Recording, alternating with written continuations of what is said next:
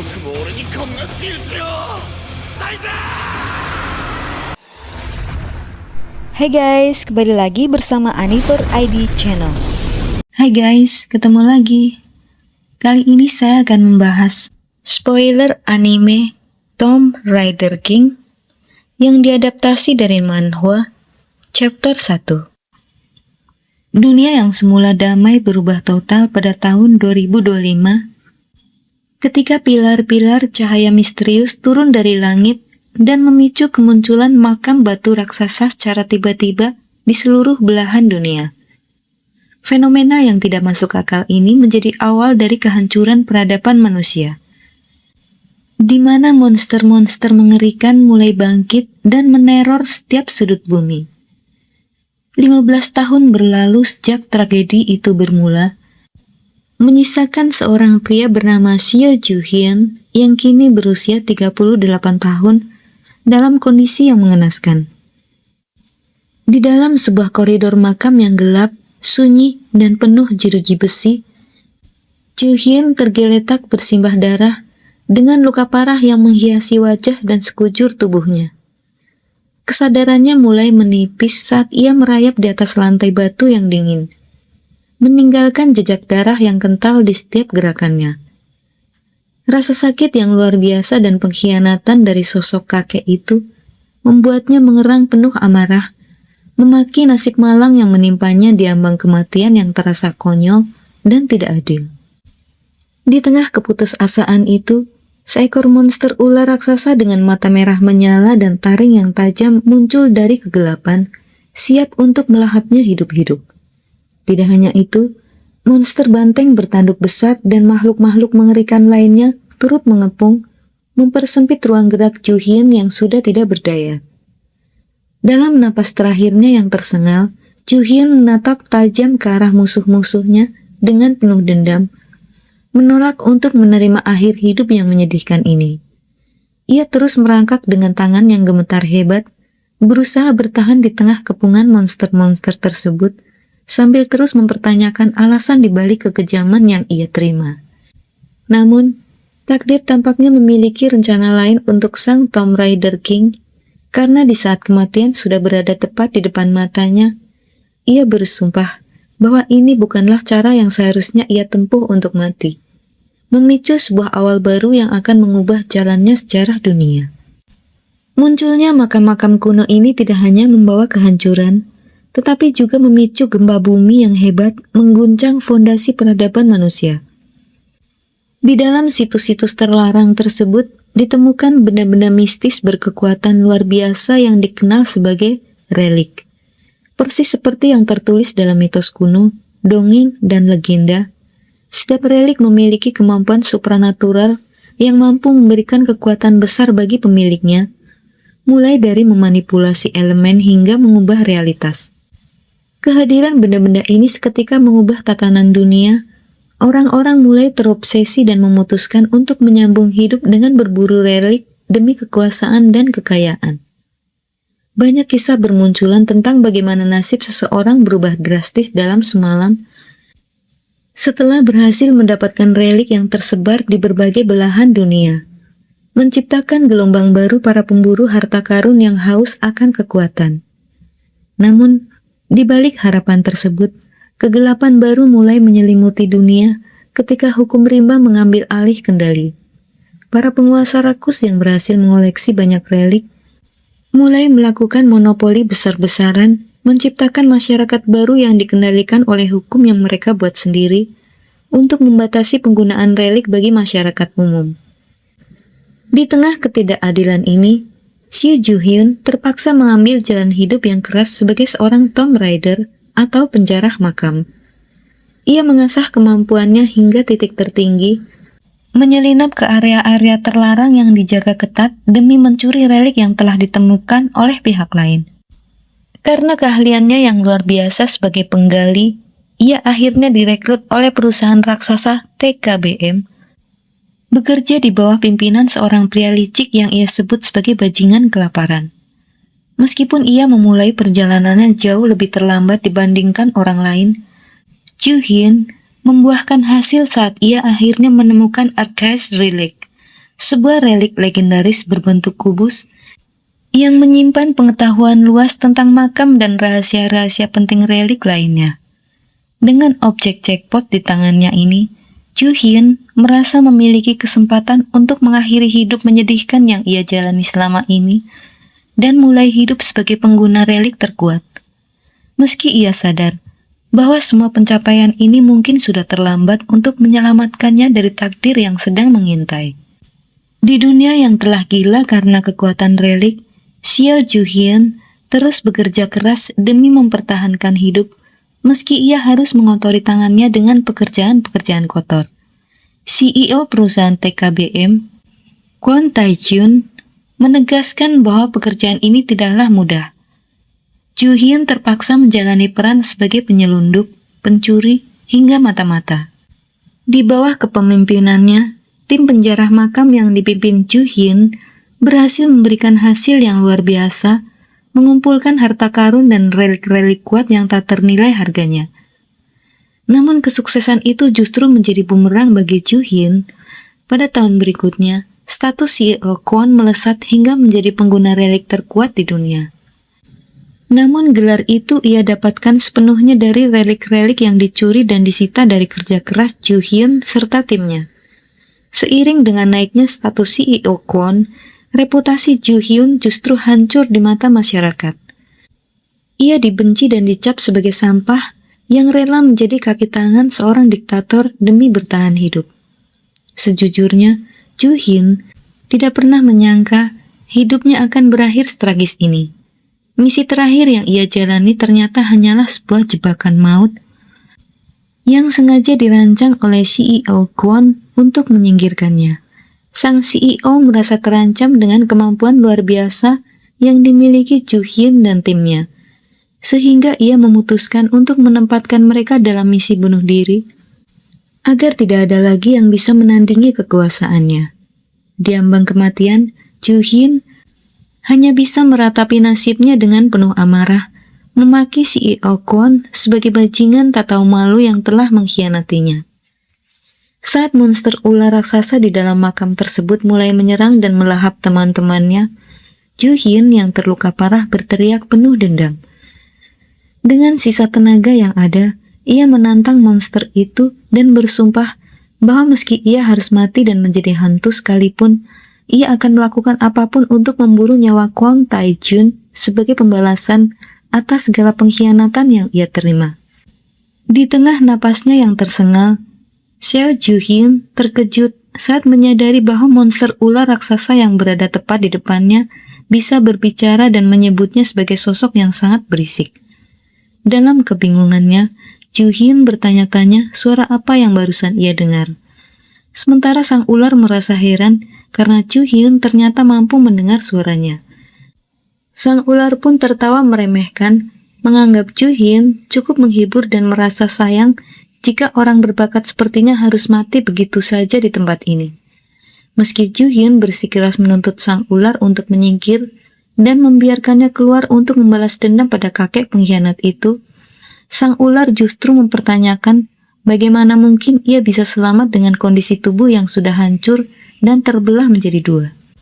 Dengan nada dingin, sang ular menegaskan bahwa ini adalah akhir hidup dari Ju Hyun dan usahanya untuk bertahan dengan hidup yang lemah itu akan sia-sia karena ia tidak akan mampu bertahan lebih lama lagi. Sang ular terus mengejeknya, mengatakan bahwa meski Ju Hyun memiliki kemampuan luar biasa, karena ia terlambat terlahir di dunia ini dan bahkan tidak sempat menikmati kekuatan besar yang baru saja ia dapatkan. Mendengar hal itu, kemarahan Ju Hyun memuncak hingga ia melupakan rasa sakitnya. Ia berteriak dengan penuh kebencian, menolak untuk mati sebelum berhasil membunuh bajingan yang telah menjebaknya. Di tengah keputusasaan tersebut, tiba-tiba sebuah tawaran muncul dari kegelapan yang menjanjikan sebuah kesempatan kedua. Dengan tatapan mata yang masih menyimpan bara dendam meski darah terus mengucur dari luka di wajahnya, Ju Hyun dihadapkan pada sebuah pilihan yang mungkin akan mengubah takdir kematiannya. Sang ular yang tampaknya merupakan manifestasi dari kekuatan relik purba, bersiap untuk memberikan sesuatu yang tidak terduga kepada sang penjara makam yang keras kepala itu, membuka jalan bagi sebuah awal yang baru di tengah kehancuran total. Cahaya biru yang menyilaukan tiba-tiba menyelimuti seluruh ruangan, membawa serta kehadiran sesosok burung gagak mistis yang memancarkan aura luar biasa. Gagak itu menatap Ju Hyun dengan mata yang tajam, seolah sedang menghakimi kelayakannya, sambil bergumam tentang gelar raja yang mungkin bisa didapatkan Ju Hyun kali ini. Di tengah kebingungan yang luar biasa, Ju Hyun bertanya-tanya, apakah makhluk ini adalah relik rank hero atau bahkan relik rank dewa yang melegenda. Namun sebelum ia sempat mencerna apa yang terjadi, kesadarannya tersentak hebat hingga ia terbangun dengan napas memburu dan keringat dingin yang membasahi tubuhnya. Ia segera memeriksa kedua kakinya dan meraba seluruh tubuhnya dengan gemetar. Terkejut bukan main karena luka-luka fatal yang seharusnya membuat tubuhnya terbelah, kini telah hilang tanpa bekas.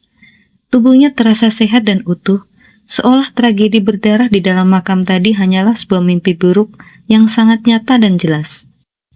Kebingungan Ju Hyun semakin memuncak ketika ia menyadari bahwa dirinya tidak lagi berada di koridor makam yang gelap, melainkan di sebuah kantor polisi yang sibuk. Di hadapannya, seorang petugas polisi tampak kesal dan terus mendesaknya untuk memberikan identitas diri, mengeluh karena tidak ingin terjebak lembur hanya untuk mengurusi pria yang tampak linglung sepertinya. Ju Hyun hanya bisa terdiam 1000 bahasa, menatap sekeliling dengan pandangan kosong, sementara orang-orang di kantor polisi tersebut mulai menganggapnya aneh dan mempertanyakan apa yang sebenarnya ia bicarakan. Ju Hyun akhirnya menyadari sebuah kenyataan yang mustahil. Ia telah kembali ke masa lalu. Suasana kantor polisi yang ia kenal, wajah-wajah orang di sekitarnya, hingga keluhan para petugas tentang betapa mengerikannya tahun 2025, tahun di mana semua petaka dimulai. Mengonfirmasi bahwa ia telah mendapatkan kesempatan kedua yang dijanjikan. Dengan tekad yang mulai membara di balik matanya, Ju Hyun menyadari bahwa ia kini berada di titik awal sebelum dunia hancur, memberinya peluang emas untuk mengubah takdir dan membalaskan dendamnya dengan pengetahuan masa depan yang ia miliki. Tatapan Seo Ju Hyun terpaku pada layar monitor di kantor polisi yang menunjukkan tanggal 1 Januari 2025, tepat pukul 10.46 pagi. Rasa tidak percaya menyelimuti dirinya saat menyadari bahwa ia benar-benar telah terlempar kembali ke 15 tahun yang lalu, ke masa di mana dunia masih dalam keadaan damai sebelum pilar cahaya dan makam batu muncul menghancurkan peradaban. Ia mencoba mengingat kembali apa yang sedang ia lakukan pada hari ini di masa lalu, hingga ia teringat pada sebuah kejadian konyol. Ia terlibat perkelahian dengan seorang anak sekolah yang mabuk dan akhirnya dibawa ke kantor polisi. Ju Hyun menoleh ke arah seorang pemuda berjaket kuning yang duduk tak jauh darinya, menyadari bahwa anak sekolah itu terasa familiar di ingatannya. Seolah pemuda itulah kunci dari awal perjalanannya di masa ini. Mengepalkan tangannya dengan kuat di atas lutut, Ju Hyun meyakinkan dirinya sendiri bahwa semua ini bukanlah mimpi atau halusinasi semata. Jika saat ini adalah Januari 2025, maka ia memiliki waktu yang sangat berharga sebelum relik-relik pertama mulai menampakkan wujudnya dan relik rank dewa jatuh ke tangan orang-orang yang salah. Keuntungan terbesar yang ia miliki adalah seluruh pengetahuan dari kehidupannya sebelumnya yang masih tersimpan rapi di dalam ingatannya. Lokasi makam, jenis relik, hingga kelemahan para monster.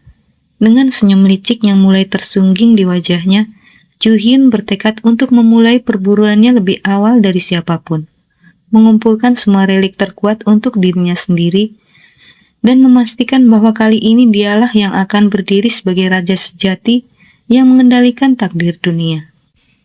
Ia ingat betul bagaimana rasa takut yang luar biasa menghantuinya saat menghadapi makam yang tak pernah ia sangka bisa membuat penggali berpengalaman seperti dirinya gemetar ketakutan. Ditambah lagi dengan pengkhianatan keji CEO Kwon Tae-hyun yang sengaja menjebaknya dalam misi bunuh diri. Ju Hyun merasa telah melalui neraka yang paling kelam.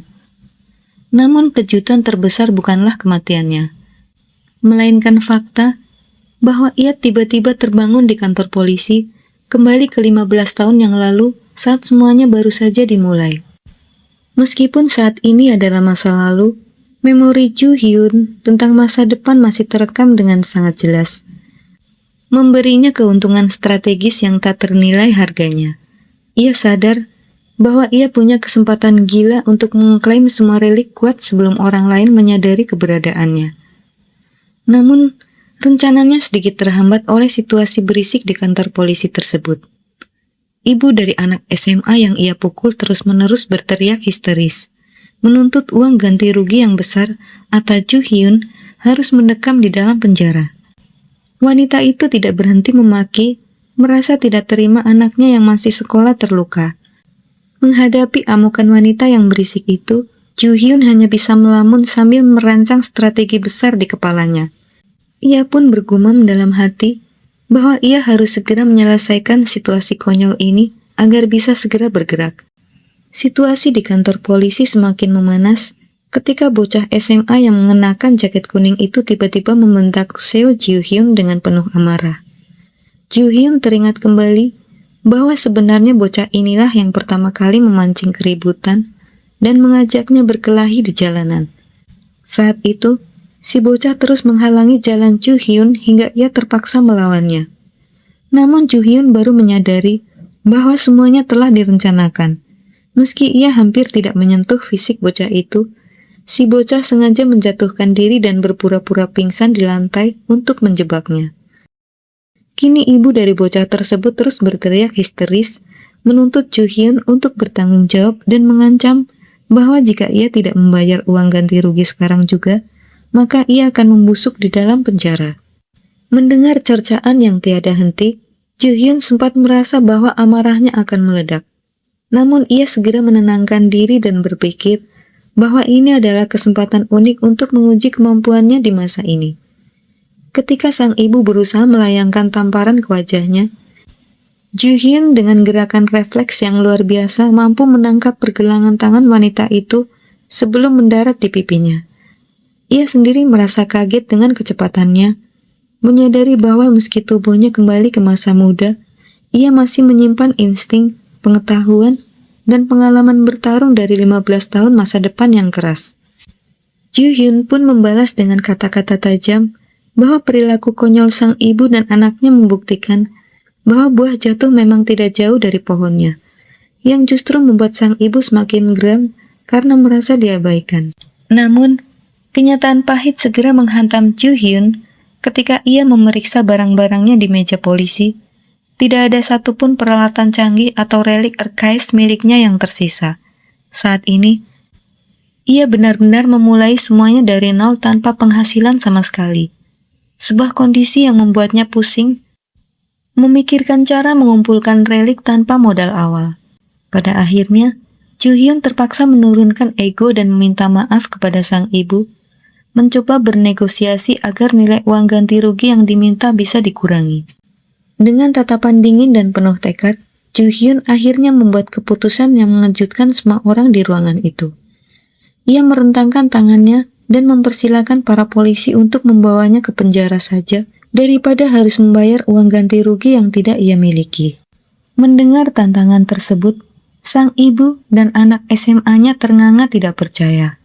Menganggap Ju Hyun sudah gila karena lebih memilih memiliki catatan kriminal daripada membayar mereka.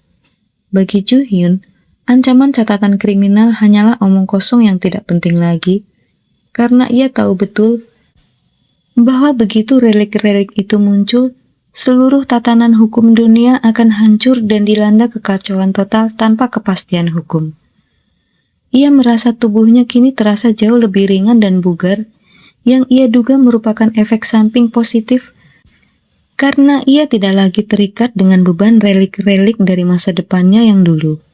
Keributan pun pecah di kantor polisi saat sang ibu terus berteriak, sementara para petugas berusaha menenangkan situasi yang semakin kacau karena pertengkaran mereka.